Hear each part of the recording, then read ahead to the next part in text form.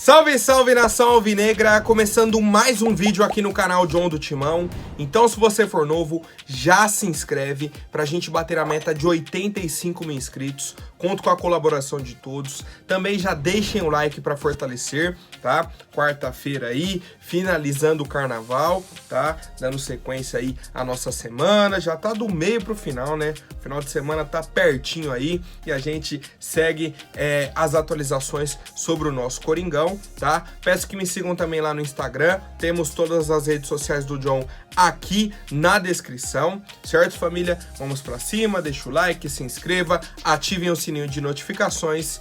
E é isso, rapaziada. Editor, pode rodar a vinheta. Ó, salve o Corinthians! Bom, ontem eu já havia até adiantado para vocês que o Corinthians estava de folga, segunda-feira de folga, a gente retorna aos treinamentos hoje, tá? Hoje à tarde, certo? Preparação aí para o clássico de domingo contra o Santos. Só que ontem tivemos treinamento no CT. Ué, John, o Corinthians não tava de folga? Pô, mas quem treinou no CT do Corinthians foi a equipe do Fortaleza. No começo eu não entendi também. Eu falei, ué, Fortaleza treinando no CT do Corinthians? Não tá rolando o estadual lá? O que tá acontecendo? E aí, fui entender. O Fortaleza joga amanhã, tá? Pela segunda fase aí da Libertadores, a pré-Libertadores ainda, né? Temos o Galo e o Fortaleza nessa situação. E o adversário deles é o Deportivo Maldonado, tá? Clube do Uruguai. Fortaleza precisa sair lá, do Ceará, uma viagem até o Uruguai. O que eles fizeram? Não vamos fazer a viagem direta, que é cansativa. A gente tá no meio do estadual. É um jogo importante? É. Mas, o que eles fizeram? Vem, faz essa escala em São Paulo, desembarca em São Paulo, treina, dorme no hotel, no outro dia faz a viagem de São Paulo para Montevidéu. Simples, tá? Ao invés de fazer uma viagem direta, mais cansativa, não vai ter esse tempo aí para fazer o treinamento, fizeram essa escala, tá? O presidente do Ilho tem uma ótima relação com o Marcelo Paz, que é o presidente aí do Fortaleza, tá? E aí fizeram isso, já era a folga do Corinthians mesmo, utilizaram aí as instalações do clube e é isso. Fortaleza treinou aqui, disputa a segunda fase da Libertadores amanhã lá no Uruguai, tá? Devemos aí ter o jogo de volta também lá em Fortaleza. E é isso, rapaziada, seguimos a programação do Corinthians. Ontem tivemos jogos, tivemos um jogo, né, do Campeonato Paulista, que foi o jogo de São Paulo. Eles venceram aí o São Bento por 3-0. E com isso, São Bento, que é do grupo do Corinthians, e com isso classificou o Corinthians para o mata-mata, que a gente já esperava, obviamente, né? O São Bento está com 9 pontos, tem mais 2 rodadas, pode ir a 15. Não alcança o Corinthians, que já está com 18. Caso o Ituano não vença o jogo que ele tem hoje, tá? Contra a equipe do São Bernardo, caso não vença, o Corinthians garante a primeira colocação do grupo, que é para jogar as quartas de finais em casa. O que também já está praticamente garantido, né? A gente tem mais 2 jogos aí, a gente pega o Santo André, pega o Santos agora domingo na Vila, né? No outro domingo pega o Santo André em casa. Então assim, Corinthians praticamente garantido aí na primeira colocação do grupo, precisa de apenas um empate. Qual que é o problema do Corinthians hoje dentro do Campeonato Paulista? A nossa equipe é a 4ª colocada na classificação geral, com 18 pontos. Aí, o 3º colocado é o São Paulo, com 20 pontos. Temos Palmeiras e São Bernardo nas primeiras colocações. Palmeiras com 21, São Bernardo com 20. Só que os dois têm um jogo a menos, que vai acontecer hoje. Certo? Palmeiras pega o Bragantino e o São Bernardo pega o Ituano. Se eles vencerem, vão dar uma disparada. O Palmeiras pode ir a 24 pontos, São Bernardo 23. São Bernardo poderia abrir 5 pontos em cima do Corinthians. E mesmo assim, não jogaria o mata-mata em casa, porque tá no clube, tá no grupo do primeiro colocado geral. Tá? Então esse é o regulamento aí do Campeonato Paulista, tá? O Corinthians, o que a gente fala?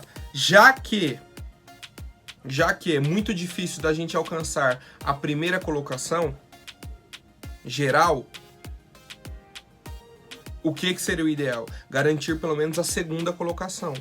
Ou a terceira, no caso do São Bernardo, disparando ali nas pontuações também. Porque aí, São Bernardo enfrenta o Palmeiras e você fica logo na cola. E aí, a semifinal você joga em casa. Hoje, qual que é o cenário do campeonato? Qual que é o cenário do campeonato numa semifinal? O Palmeiras enfrentando alguém do Grupo A, que aí poderia ser ou Botafogo de Ribeirão ou Bragantino, certo? E o São Paulo recebendo o Corinthians no Morumbi. Lembrando que a semifinal é jogo único, tá? Então o confronto da semifinal seria São Paulo e Corinthians, e não Corinthians e São Paulo. O jogo seria no Morumbi e não na Arena. Pô, John, mas a gente venceu o São Paulo lá no Morumbi. Sim, vencemos. Mas não é melhor jogar o jogo aqui na Arena? Não é melhor? Então, para isso, o Corinthians precisa vencer o Santos, vencer o Santo André e torcer aí para que o São Paulo perca ou empate um dos jogos, né? O São Paulo pega no sábado o São Bernardo, tá? No sábado aí São Paulo e São Bernardo, e na última rodada Botafogo de Ribeirão e São Paulo lá em Ribeirão Preto, tá? Lá na Arena Eurobike. É isso, rapaziada. Quero saber a opinião de vocês sobre essa primeira fase do Corinthians no Campeonato Paulista, família. Bom, e o nosso treinador Fernando Lázaro, tá? Comentou um pouco aí sobre a questão do Fausto Vera, tá? Muita gente me perguntou, pô, John, eu não tô entendendo a seguinte questão. Por qual motivo o Fausto Vera é reserva no Corinthians? Essa parte aí eu não estou entendendo. E aí, vou trazer aqui a resposta do Fernando Lázaro e a gente vai debater em cima disso. Ele falou, ó, a gente está permitindo o time de se mostrar e são etapas que não são definitivas. O futebol é muito dinâmico, a questão do Fausto, ele teve intercorrências e que tiraram a possibilidade de participação. O Rony veio participando bem, entrando nos jogos que teve sua oportunidade e seguiu. O time se ajustou, mas o Fausto voltando agora, estamos tentando proporcionar o máximo de minutos para que ele retome a melhor condição. É rápido, dinâmico, dar isso a ele para outros atletas é importante para esse crescimento e são possibilidades para o time. Claro, o time se repete, cria algumas conexões, mas essas são outras possibilidades fundamentais e a gente tem que ter um grupo forte, que a quantidade e nossa necessidade exige isso. E aí eu concordo nessa questão com o Fernando Lázaro, tem o ponto de que o Fausto está retornando de uma pancada que ele sofreu no tornozelo, uma lesão. Não chegou nem a ser uma lesão, né? Foi a pancada, que aí ele continuou sentindo dores durante um bom tempo, tava para voltar, retorna para fisioterapia. Então tem essa situação. Pô, vai acelerar o retorno do cara? O cara tá sentindo dor ainda? Estava. Então por isso foram segurando, pro Fausto retornar.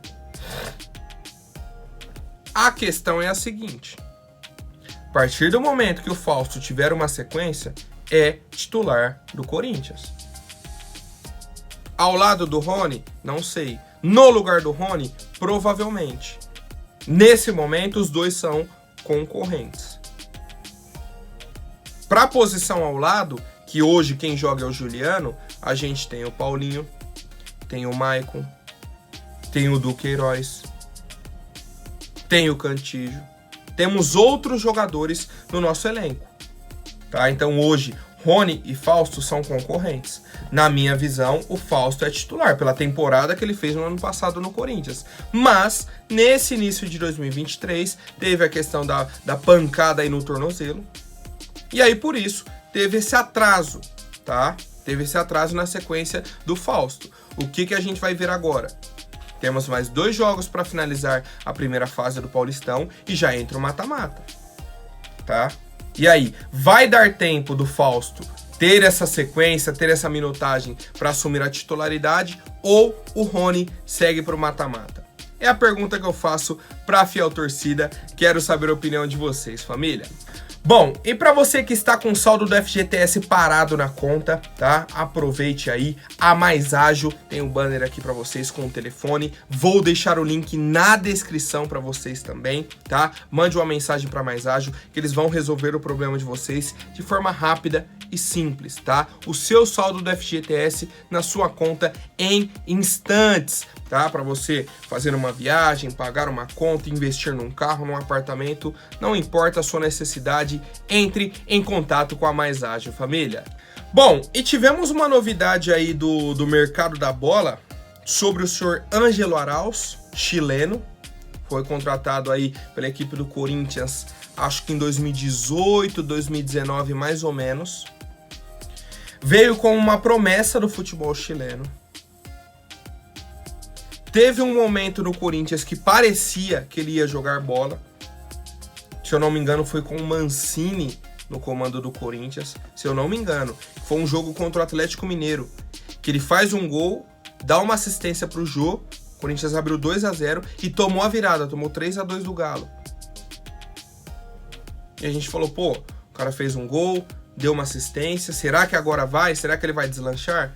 E não foi, não deslanchou, tá? O Ângelo Arauz continuou sendo um Luan 2.0. Foi testado aí em alguns momentos como meia, como segundo volante, foi emprestado para Ponte Preta, para a Universidade do Chile, para o Antofagasta. Rodou, até Corinthians foi e negociou o jogador com o Necaxa do México. Vendeu o jogador por um preço bem baixo e manteve 50% dos direitos econômicos. E aí, nesse momento, o Ângelo Arauz chega ao Atlético Goianiense por empréstimo, tá? Pelo que eu entendi, até o final da temporada. Cara, eu vou torcer muito para que o Arauz faça uma ótima temporada no Dragão. Quem sabe aparece algum clube aí interessado na contratação do Arauz. Porque aí, se aparecer algum clube interessado, o Corinthians consegue vender esse 50%. Tá? Esse é o ponto. Vamos ver aí se num time agora com menos pressão, com a possibilidade aí de disputar competições sul-americanas. Eu acho que o Atlético Goianiense está na Sul-Americana.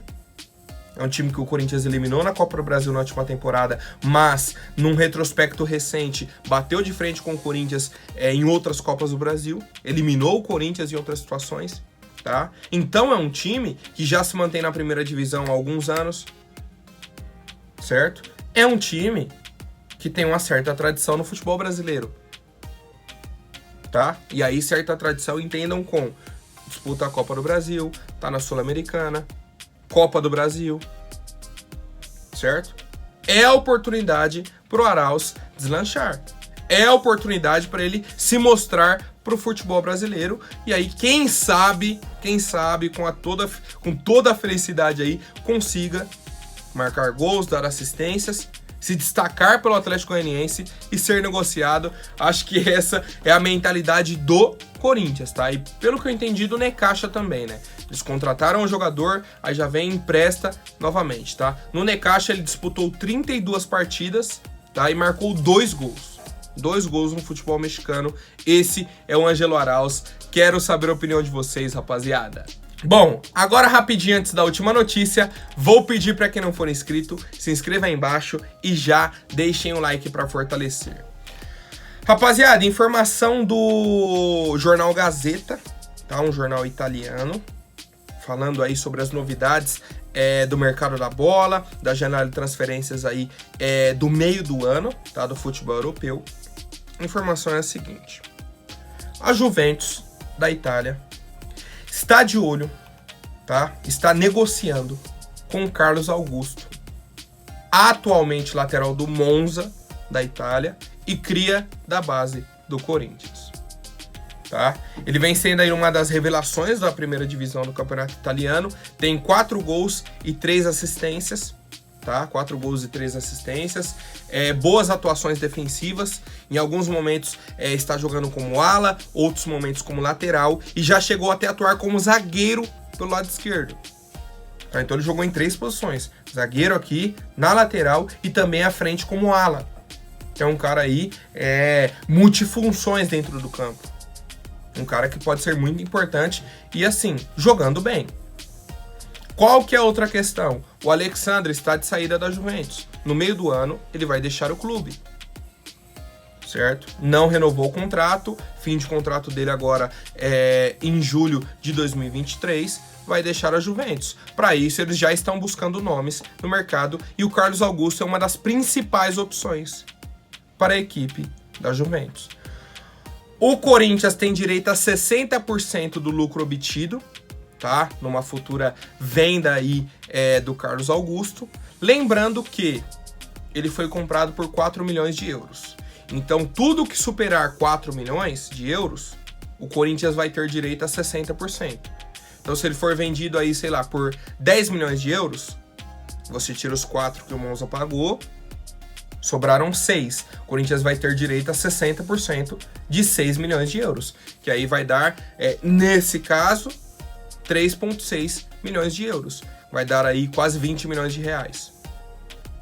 Pô, do nada assim, cair 20 milhões por conta do Carlos Augusto, pô, bom demais. Bom demais. Resolve assim uma situação muito boa do Corinthians. Você garante uma folha salarial e dá para fazer alguma contratação de jogador de Campeonato Paulista. Não tá bom? Não tá bom? Num time que prevê 90 milhões em vendas no ano inteiro, se a gente pegar 20 milhões de um jogador que nem faz parte mais do nosso elenco, tá ótimo, né, rapaziada? Quero saber a opinião de vocês. Sigo torcendo, tá? Pelo sucesso aí do Carlos Augusto. Se não for na Juventus, que seja no Monza ou em algum outro clube, tá? Que ele vem se destacando aí mesmo no futebol italiano. E é isso, rapaziada. Quero saber a opinião de vocês. Por hoje é isso. Amanhã eu volto com mais novidades sobre o nosso Coringão. Até mais, um forte abraço e vai Corinthians!